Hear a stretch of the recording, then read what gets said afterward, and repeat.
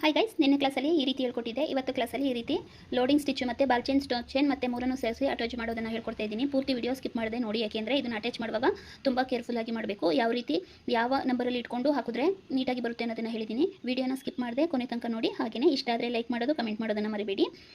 ಬನ್ನಿ ವಿಡಿಯೋನ ಸ್ಟಾರ್ಟ್ ಮಾಡೋಣ. ಫ್ರೆಂಡ್ಸ್ ನೋಡಿ, ಇದು ಪೈಪಿಂಗ್ ಥ್ರೆಡ್. ಇದರಲ್ಲಿ ಇವತ್ತು ಲೋಡಿಂಗ್ ಸ್ಟಿಚ್ಚನ್ನು ಹೇಗೆ ಹಾಕೋದು ವರ್ಕ್ ಮಾಡುವಾಗ ಅನ್ನೋದನ್ನು ಹೇಳ್ಕೊಡ್ತೀನಿ. ಬನ್ನಿ ಸ್ಟಾರ್ಟ್ ಮಾಡೋಣ. ನೋಡಿ, ಇದರಲ್ಲಿ 2 ರೀತಿ 3 ರೀತಿ ಇರುತ್ತೆ. ನಾನಿಲ್ಲಿ ನೋಡಿ ಈ ಸೈಜಲ್ಲಿ ತೊಗೊಂಡಿದ್ದೀನಿ. ನಾರ್ಮಲ್ ಮೀಡಿಯಮ್ ಸೈಜ್ ಇದನ್ನು ತೊಗೊಂಡಿದ್ದೀನಿ. ಇದಕ್ಕಿಂತ ದಪ್ಪನೂ ಬರುತ್ತೆ, ಆದರೆ ನಾನು ಮೀಡಿಯಮ್ ಸೈಜಲ್ಲಿ ಇಟ್ಕೊಂಡಿದ್ದೀನಿ. ನೀವು ಬಿಗಿನರ್ಸ್ಗಳು ನಾನು ಯಾವಾಗಲೂ ಹೇಳೋ ಹಾಗೆ ಒಂದು ಲೈನನ್ನು ಹಾಕೊಳ್ಳಿ.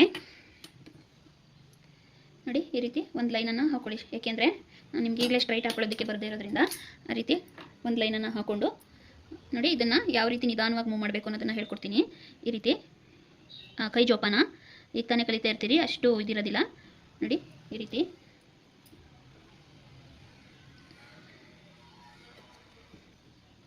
ಇಟ್ಕೊಳ್ತೀರಿ ಅಲ್ವಾ. ನೋಡಿ, ಕರೆಕ್ಟಾಗಿ ಈ ರೀತಿ ಇಟ್ಕೊಂಡು ವೀಲನ್ನು ಕೆಳಗಡೆ ಕಾಲನ್ನು ಪ್ರೆಸ್ ಮಾಡಬೇಡಿ. ವೀಲಲ್ಲಿ ಈ ರೀತಿ ನಿಧಾನವಾಗಿ ಹೀಗೆ ತಿರುಗಿಸ್ಕೊಳ್ಳಿ.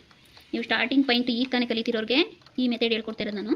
ಈ ರೀತಿ ಫಸ್ಟು ಸ್ಟಾರ್ಟಿಂಗಲ್ಲಿ ಈ ರೀತಿ ವೀಲನ್ನು ಹೀಗೆ ತಿರುಗಿಸ್ಕೊಳ್ತಾ ನಾಟ್ ಮಾಡ್ಕೊಳ್ಳಿ. ನೋಡಿ, ಈಗ ಸ್ವಲ್ಪ ಸ್ಟಿಪ್ಪಾಗಿ ಕೂತಿದೆ ನೋಡಿ ಅಲ್ವಾ.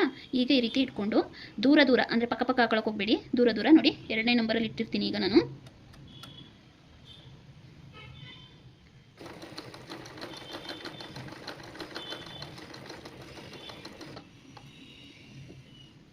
ಈ ರೀತಿ ನೀಟಾಗಿ ಸ್ಟ್ರೈಟಾಗಿ ಇಟ್ಕೊಳ್ಳಿ.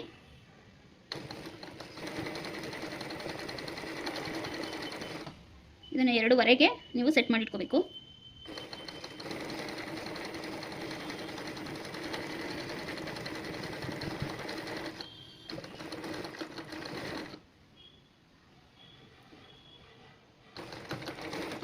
ಈ ರೀತಿ ಹಾಕೊಂಡಾದ್ಮೇಲೆ ನೋಡಿ, ಇದನ್ನು ಕಟ್ ಮಾಡಿ ತೆಗಿರಿ. ಓಕೆ, ಈ ರೀತಿ ತಗೊಂಡಾದ್ಮೇಲೆ ನೀವು ಕೆಳಗಡೆಯಿಂದ ಹೋಗ್ತಿರೋ ಮೇಲಿಂದ ಬರ್ತಿರೋ ನಿಮಗೆ ಹೇಗೆ ಆಗುತ್ತೆ ಹಾಗೆ ಮಾಡ್ಕೊಳ್ಳಿ. ಆದರೂ 2 ಸೈಡು ಮಾಡೋದನ್ನು ಕಲೀರಿ ಅಂತ ನಾನು ಹೇಳೋಕ್ಕೆ ಇಷ್ಟಪಡ್ತೀನಿ. ನೋಡಿ, ಇಲ್ಲಿ ಸಿಂಗಲ್ಲು ಮಾಮೂಲಿ ಒಂದೇ ಕಲರ್ನ ಕೊಟ್ಕೊಂಡು ಬಂದುಬಿಡ್ಬೋದು, ಅದು ನಾರ್ಮಲಾಗಿ ಗೊತ್ತಿರುತ್ತೆ. ಅದಕ್ಕೋಸ್ಕರ ನೀವೇನು ಮಾಡಿ, ಡಬಲ್ ಕಲರ್ ಕೊಡ್ತೀನಿ ಅಂದವರು ನೋಡಿ, ಈ ರೀತಿ ನೀವು ಹೀಗೆ ಟೇಪನ್ನು ಇಟ್ಕೊಬಿಡಿ. 1 ಇಂಚಿಗೆ 1 ಕಲರನ್ನು ಚೇಂಜ್ ಮಾಡ್ಕೊಳ್ಳಿ. ಡಬಲ್ ಕಲರಲ್ಲಿ ತೋರಿಸ್ತಾ ಇದ್ದೀನಿ, ಅದಕ್ಕೋಸ್ಕರ ನಿಮಗೆ ಈ ಮೆಥಡು ನೋಡಿ. ಇಲ್ಲಿಗೆ ಹಾಕ್ತಾಯಿದ್ದೀನಿ ನಾನು. ನೀವು ಬೇಕಾದ್ರೆ ಹೀಗೆ ಕೆಳಗಡೆನೂ ಹಾಕೋಬೋದು. ನಾನು ಥ್ರೆಡ್ ಮೇಲೇ ಸುಮ್ಮನೆ ಹಾಗೆ ಹಾಕ್ತಾಯಿದ್ದೀನಿ. ನೀವು ಇಲ್ಲಿ ಬಟ್ಟೆಗೂ ಸಹ 1 ಇಂಚಿಗೆ ಮಾರ್ಕ್ ಮಾಡ್ಕೊಳ್ಳಿ ಪಕ್ಕದಲ್ಲೇ. ನಿಮಗೆ ಈಗ ತಾನೇ ಕಲಿತಿರೋರಿಗೆ ಈಸಿ ಆಗಲಿ ಅಂತ ನಾನು ಈ ಮೆಥಡಲ್ಲಿ ಹೇಳ್ಕೊಡ್ತಾ ಇದ್ದೀನಿ. ನಿಮಗೆ ಅರ್ಥ ಆಗ್ತಿದ್ರೆ ದಯವಿಟ್ಟು ನಮ್ಗೆ ಅರ್ಥ ಆಗ್ತಿದೆ, ಚೆನ್ನಾಗಿ ಹೇಳ್ಕೊಡ್ತಿದ್ದೀರಾ ಅಂತ ಒಂದು ಕಮೆಂಟ್ ಹಾಕಿ. ಇಲ್ಲಾಂದರೆ ಯಾಕೆಂದರೆ ನಾನು ತಿಳ್ಕೊಬೇಕಲ್ವ ನಾನು ಹೇಳ್ಕೊಡ್ತಿರೋದು ಅರ್ಥ ಆಗ್ತಿದೆಯೋ ಇಲ್ವೋ ಅಂತ, ಅದಕ್ಕೋಸ್ಕರ. ನೋಡಿ, ಈಗ ನೀಟಾಗಿ ಫಿಲ್ ಮಾಡ್ಕೊಳ್ತಾ ಬನ್ನಿ. ಗ್ಯಾಪ್ ಕೊಡಬೇಡಿ, ಯಾಕೆಂದರೆ ಆ ಥ್ರೆಡ್ಡು ಕಾಣಿಸ್ಬಾರ್ದು. ಆ ರೀತಿ ಪಕ್ಕನೇ ಹಾಕ್ಕೊಂಡು ಹೀಗೆ ಬರಬೇಕು. ನಾನು ಮಾರ್ಕ್ ಮಾಡಿದ್ದೀನಿ ಅಲ್ವಾ, ಅಲ್ಲಿಗೆ ಸ್ಟಾಪ್ ಮಾಡ್ಕೊಳ್ಳಿ. 1 ಇಂಚಿಗೆ ಮಾರ್ಕ್ ಮಾಡ್ಕೊಂಡೆ ಅಲ್ವಾ, ಅಲ್ಲಿಗೆ ಸ್ಟಾಪ್ ಮಾಡಿಕೊಂಡೆ. ನೆಕ್ಸ್ಟು ನೋಡಿ, ಇಲ್ಲಿ 1 ಇಂಚಿಗೆ ಗ್ಯಾಪ್ ಕೊಟ್ಬಿಡ್ತೀನಿ, ಯಾಕೆಂದರೆ ಅಲ್ಲಿ ಇನ್ನೊಂದು ಕಲರ್ ಹಾಕೋಬೇಕಲ್ವಾ, ಅದಕ್ಕೆ ಈಗ ಒಂದು ಸಲ ಥ್ರೆಡನ್ನು ಹಾಕ್ಕೊಂಡಿದ್ದೀವಿ.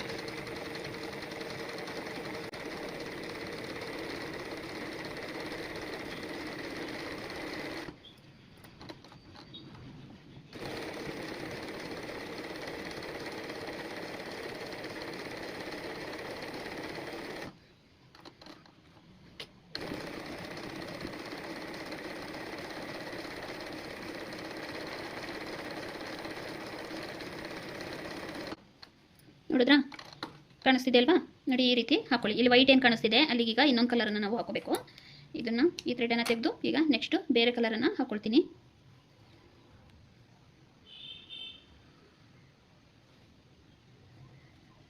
ನೋಡಿ, ಈ ರೀತಿ ಬೇರೆ ಕಲರನ್ನು ನಾವು ಸೀರೆ ಕಾಂಟ್ರಾಸ್ಟ್ ಕಲರಲ್ಲಿ ಯಾವುದಿರುತ್ತೆ ಅದನ್ನು ಹಾಕೋಬೋದು. ನಿಮಗೆ ಇಲ್ಲಿ 1 ಇಂಚು ಲೆಂತ್ ಜಾಸ್ತಿ ಆಯಿತು ಅಂದರೆ ಅರ್ಧ ಇಂಚಿಗೂ ಸಹ ಕಲರ್ ಚೇಂಜ್ ಮಾಡ್ಬೋದು. ಇಲ್ಲ ಪೂರ್ತಿ ಒಂದೇ ಕಲರ್ನ ಹಾಕ್ಕೊಂಡು ಮಧ್ಯ ಸುಮ್ಮನೆ 2 ಲೈನು ಬೇರೆ ಕಲರಲ್ಲೂ ಹಾಕ್ಬೋದು. ತೋರಿಸ್ಕೊಡ್ತೀನಿ ಅದನ್ನು ಯಾವ ಥರ ಮಾಡೋದು ಅಂತ.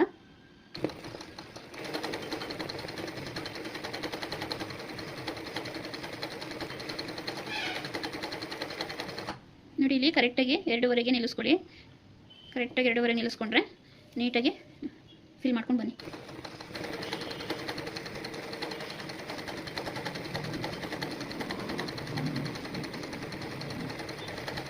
ಅಲ್ಲೇನಾದ್ರು ವೈಟ್ ಥ್ರೆಡ್ ಕಾಣಿಸ್ತಾ ಇದೆ ಅಂದರೆ ಮತ್ತೆ ರಿವರ್ಸ್ ಹೋಗಿ ಅದನ್ನು ಫಿಲ್ ಮಾಡ್ಕೊಳ್ಳಿ. ಮತ್ತೆ ಇಲ್ಲಿ ಗ್ಯಾಪ್ ಕೊಟ್ಟಿದ್ದೀರಲ್ವ, ಅಲ್ಲಿಗೆ ಬನ್ನಿ.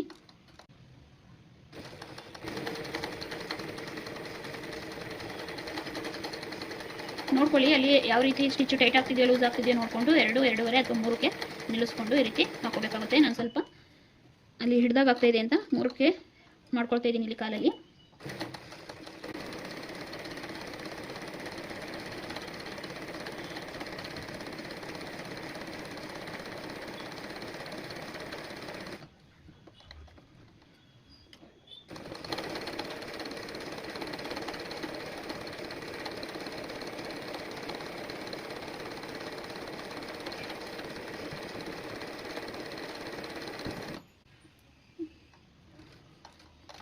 ನೋಡಿ ಈ ರೀತಿ ಹಾಕೋಬೇಕು. ಬ್ಲೌಸ್ಗಳಿಗೆ ಹಾಕುವಾಗ ನೀಟಾಗಿ ನಾವು ಒಳಗಡೆ ಏನು ಥ್ರೆಡ್ನ ಹಾಕಿದ್ದೀವಿ ಪೈಪಿಂಗು ಅದು ಕಾಣದೇ ಇರೋ ರೀತಿ ನೀಟಾಗಿ ಫಿಲ್ ಮಾಡ್ಕೊಂಡು ಹೋಗಬೇಕು. ಟ್ರೈನಿಂಗಲ್ಲಿ ಸ್ವಲ್ಪ ಕಾಣಿಸಿದ್ರು ಓಕೆ, ಆದರೆ ಬ್ಲೌಸ್ಗಳಿಗೆ ಮಾಡುವಾಗ ನೀಟಾಗಿ ಫಿಲ್ ಮಾಡ್ಕೊಂಡು ಹೋಗಬೇಕು. ಈ ರೀತಿ ಫಿಲ್ ಮಾಡ್ಕೊಳ್ಳಿ. ನೋಡಿ ಈ ರೀತಿ ಫಿಲ್ ಮಾಡ್ಕೊಂಡಾದ್ಮೇಲೆ ಪಕ್ಕದಲ್ಲಿ ನಾವು ಬಾಲ್ ಚೈನ್ ಅಥವಾ ಸ್ಟೋನ್ ಚೈನನ್ನು ಆ್ಯಡ್ ಮಾಡ್ಕೊಂಡ್ರೆ ತುಂಬ ಚೆನ್ನಾಗಿ ಕಾಣುತ್ತೆ. ಇದಕ್ಕೇ ಅಟ್ರಾಕ್ಟಿವ್ ಆಗಿ ಮಾಡ್ಕೊಳ್ತೀವಿ ಅಂದರೆ ಯಾವ ರೀತಿ ಬೇಕಾದ್ರೂ ಮಾಡ್ಕೋಬೋದು ನಾವು. ನೋಡಿ ಈ ರೀತಿ ನಾವು ಎಲ್ಲೋ ಇರೋ ಕಡೆ ನೋಡಿ ಈ ಥರ ಒಂದು ಕಡೆ ಮಾಡಿಬಿಟ್ಟು ಮತ್ತೆ ಗ್ಯಾಪ್ ಕೊಟ್ಟು ಮತ್ತೆ ಸ್ವಲ್ಪ ಗ್ಯಾಪ್ ಕೊಟ್ಟು ಹೀಗೆ ಮಾಡೋದು.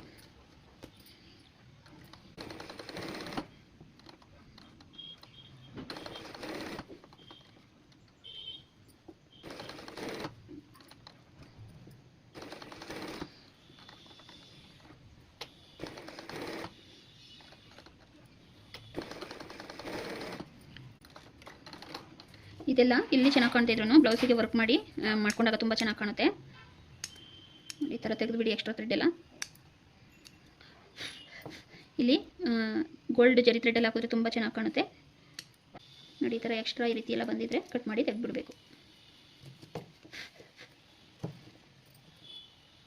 ಇನ್ನೂ ಒಂಥರ ತೋರಿಸ್ಕೊಡ್ತೀನಿ ನಿಮಗೆ.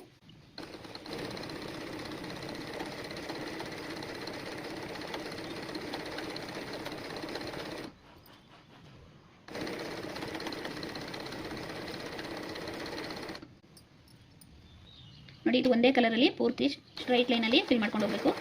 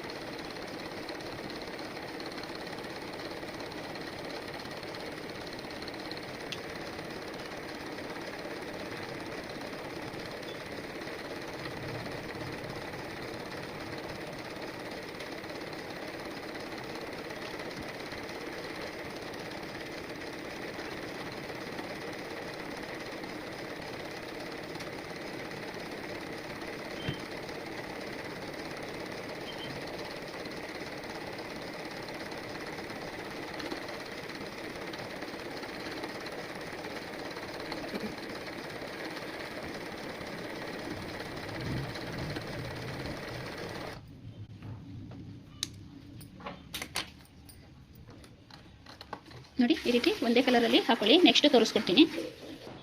ಸಾರಿ ಫ್ರೆಂಡ್ಸ್, ಆನ್ ಮಾಡಿದೆ ಹಾಗೆಯೇ ವರ್ಕ್ ಮಾಡ್ತಾ ಇದ್ದೆ. ನೋಡಿ ಈ ರೀತಿ ಜರಿ ಥ್ರೆಡನ್ನು ತೊಗೊಂಡಿದ್ದೀನಿ. ಜರಿ ಥ್ರೆಡ್ ನೋಡಿ ಈಗ ನಾನು ಸೆಟ್ ಮಾಡ್ಕೊಂಡಿಲ್ಲ ಅಲ್ಲಿ. ಈಗ ಸುಮ್ಮನೆ ಒಂದು ಅಂದಾಜಾಗಿ ನೀವು, ಯಾಕೆಂದರೆ ಬರೀ ಸೆಟ್ ಮಾಡ್ಕೊಂಡೆ ಪ್ರಾಕ್ಟೀಸ್ ಮಾಡಬಾರ್ದು. ಈ ರೀತಿ ಸ್ವಲ್ಪ ಕ್ರಾಸಾಗಿ ಹಾಕೊಳ್ಳಿ. ನೋಡಿ ಈ ರೀತಿ ಮೂವ್ ಮಾಡ್ಕೊಳ್ಳಿ, ಝೀರೋಗೆ ಬನ್ನಿ, ಮತ್ತು ಈ ರೀತಿ ಹಾಕೊಳ್ಳಿ. ಈ ರೀತಿ ಬಂದು ಈ ರೀತಿ ಹಾಕೊಳ್ಳಿ.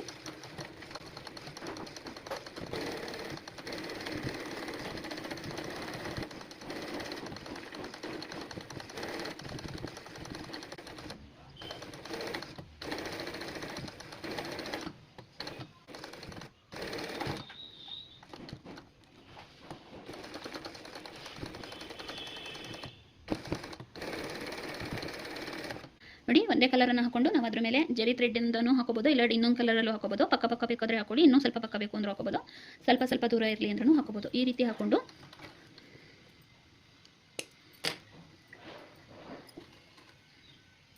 ನೋಡಿ ಈ ರೀತಿ ಸ್ಟೋನ್ ಚೈನ್ ಅಥವಾ ಬಾಲ್ ಚೈನ್ ಯಾವ್ದು ಬೇಕಾದರೂ ಹಾಕೋಬೋದು. ನೋಡಿ ಈ ರೀತಿ ಸ್ಟೋನ್ ಚೈನ್ ಹಾಕುವಾಗಲೂ ಅಷ್ಟೇ ನಿಧಾನವಾಗಿ ತೋರಿಸ್ಕೊಡ್ತೀನಿ.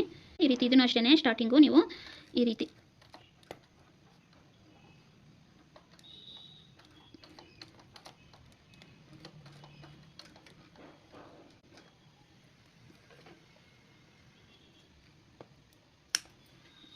ಸ್ಟಾರ್ಟಿಂಗು ವೀಲನ್ನು ತಿರುಗಿಸ್ಕೊಂಡು ಹೀಗೆ ಹೀಗೆ ಒಂದು 2 ಸಲ ಹೀಗೆ ಹಾಕೊಳ್ಳಿ. ನೀವು ಇಷ್ಟು ಪಕ್ಕ ಹಾಕೊಳ್ಳೋಕೆ ಹೋಗಬೇಡಿ, ಸ್ವಲ್ಪ ಗ್ಯಾಪ್ ಕೊಟ್ಕೊಂಡೇ ಹಾಕೊಳ್ಳಿ, ಯಾಕೆಂದರೆ ಈಗ ತಾನೇ ಕಲಿತಿರೋದು, ಪಕ್ಕದಲ್ಲೇ ಸೂಜಿ ಬಿದ್ದರೆ ಕಷ್ಟ ಆಗುತ್ತೆ. ಅದಕ್ಕೋಸ್ಕರ ನೋಡಿ, ಇದನ್ನು ನೀವು 2 ಅಥವಾ 2.5 ನೋಡಿಕೊಂಡು, ಸ್ಟೋನ್ ಚೈನಲ್ಲೂ ಚಿಕ್ಕ ದೊಡ್ಡದು ಇರುತ್ತೆ, ಆ ಸೈಜ್ ನೋಡಿಕೊಂಡು ನೀವು ಮಾಡ್ಕೋಬೇಕಾಗುತ್ತೆ.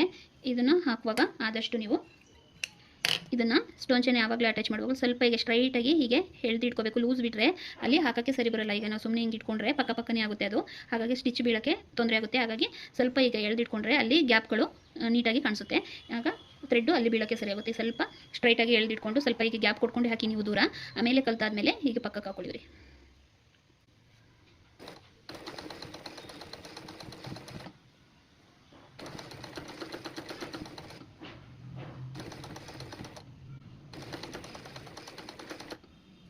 ನೀವು ಸ್ವಲ್ಪ ದೂರನೇ ಇಟ್ಕೊಂಡು ನೀಟಾಗಿ ಹಾಕೊಂಡು ಬನ್ನಿ. ಈಗ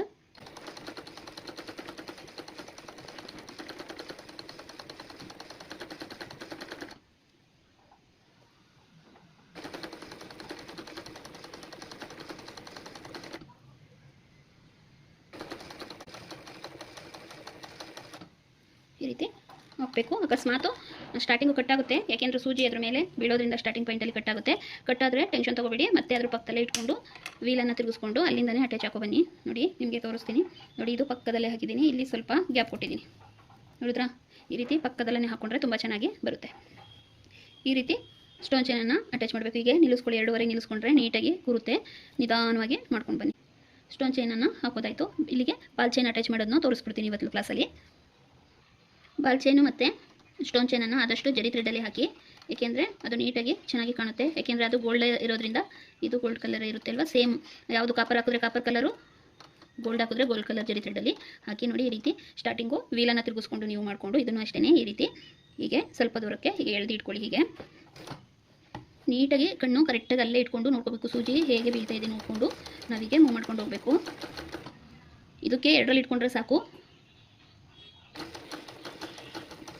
ನಿಮಗೆ ಗೊತ್ತಾಗಲಿ ಅಂತ ನಾನು ಅಷ್ಟರಲ್ಲೇ ದೂರ ಹಾಕಿ ತೋರಿಸ್ತಾ ಇದ್ದೀನಿ.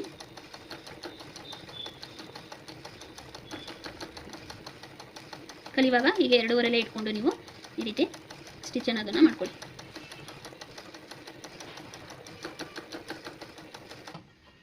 ನೋಡಿ, ಎಷ್ಟು ಈಸಿಯಾಗಿ ಹೋಗೋಯ್ತು.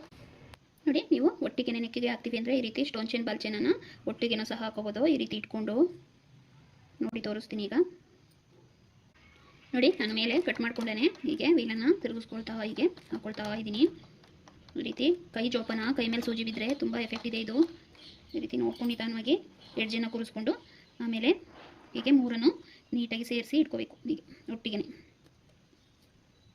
ಹೀಗೆ ಇಟ್ಕೊಂಡು ಈಗ ನಿಧಾನವಾಗಿ ಮೂವ್ ಮಾಡ್ಕೊಳ್ಳಿ. ಫಾಸ್ಟಾಗಿ ಹಾಕಬೇಡಿ, ಸ್ಲೋ ಆಗಿ ಹಾಕೋಗಿ. ನಿಧಾನವಾಗಿ ಹೀಗೆ ಸ್ಲೋ ಅಲ್ಲಿ ಇಟ್ಕೊಂಡು ಸ್ಟೋನ್ ಚೈನ್ ಬಾಲ್ ಚೈನನ್ನು ಹಾಕುವಾಗ ಆದಷ್ಟು ಸ್ಲೋ ಅಲ್ಲೇ ಹೀಗೆ ಮಾಡ್ಕೊಂಡು ಬನ್ನಿ. ಕರೆಕ್ಟಾಗಿ ಮಾಡ್ಕೊಳ್ತೀವಿ ಅಂದರೆ 4-4.5 ಇಟ್ಕೋಬೋದು. ನಾನಿಲ್ಲಿ ನಿಮಗೆ 5ಕ್ಕೆ ಇಟ್ಟು ತೋರಿಸ್ತಾ ಇದ್ದೀನಿ. ಕೈ ಜೋಪಾನ ಪಕ್ಕದಲ್ಲಿ ಇಟ್ಕೋಬೇಡಿ.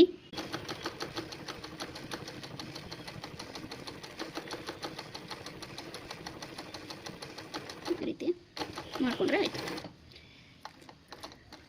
ಕಲಿಯುವಾಗ ಕಷ್ಟ ಇರುತ್ತೆ, ಕಲಿತ ಮೇಲೆ ಈ ರೀತಿ ಈಸಿ ಇರುತ್ತೆ. ನೋಡಿ, ನೀಟಾಗಿ ಕಾಣಿಸ್ತಾ ಇದೆಯಾ?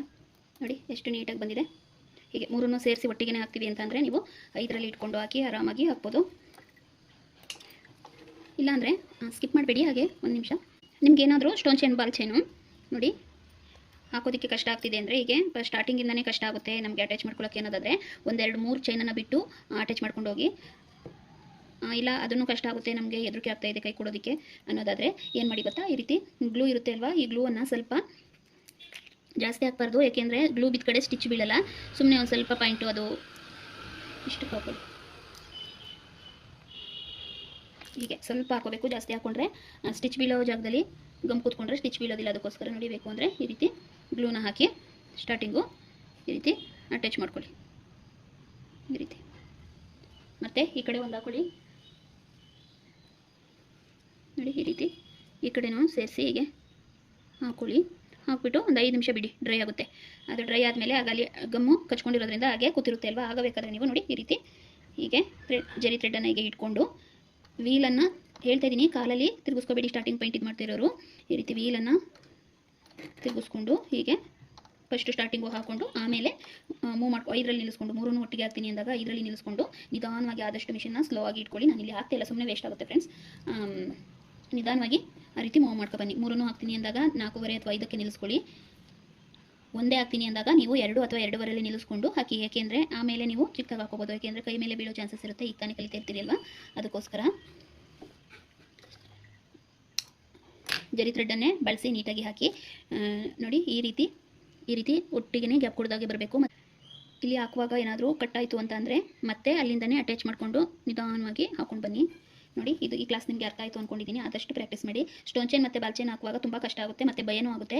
ಹೆದರಬೇಡಿ, ಧೈರ್ಯವಾಗಿ ಆದಷ್ಟು ಮಿಷನ್ನ ಸ್ಪೀಡನ್ನು ಸ್ಲೋ ಆಗಿ ಇಟ್ಕೊಂಡು ಈ ಚೈನನ್ನು ಹಾಕ್ಕೊಂಡು ಹೋಗಬೇಕು. ನೋಡಿ ಇಷ್ಟೇ ಬಾಲ್ ಚೈನ್ ಸ್ಟೋನ್ ಚೈನ್ ಹಾಕೋದು.